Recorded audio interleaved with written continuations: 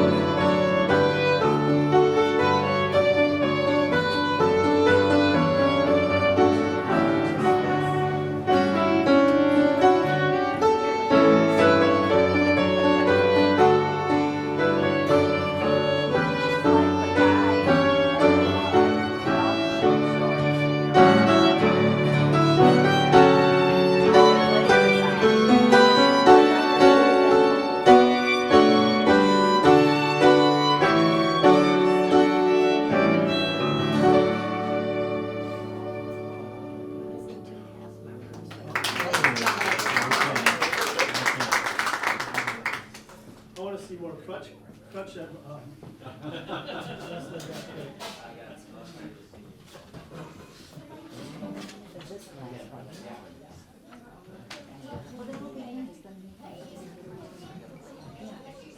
Okay.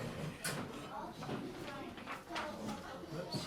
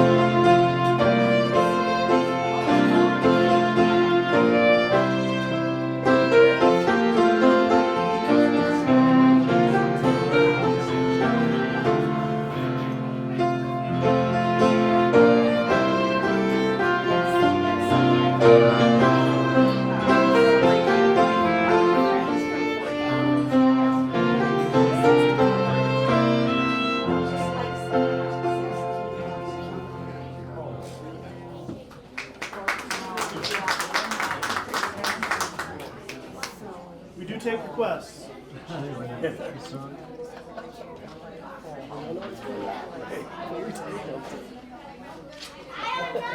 Free bird.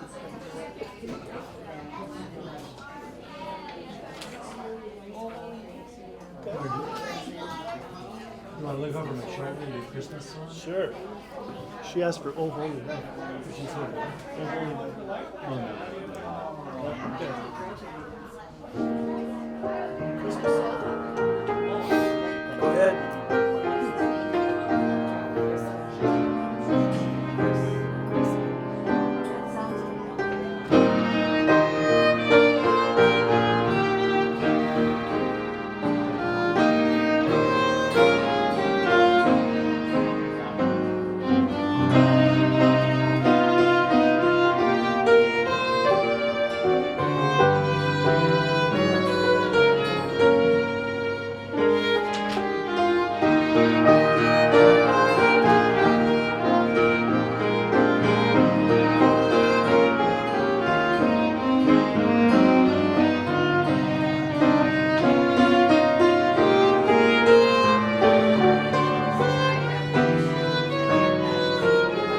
That's not where I meant to go.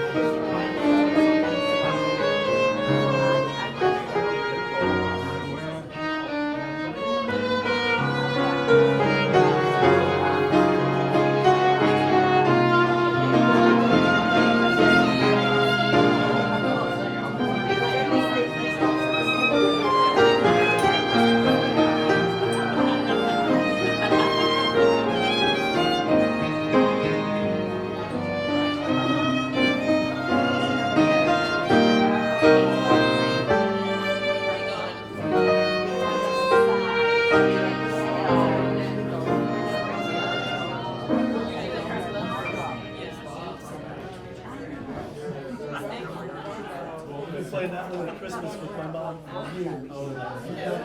She loves it.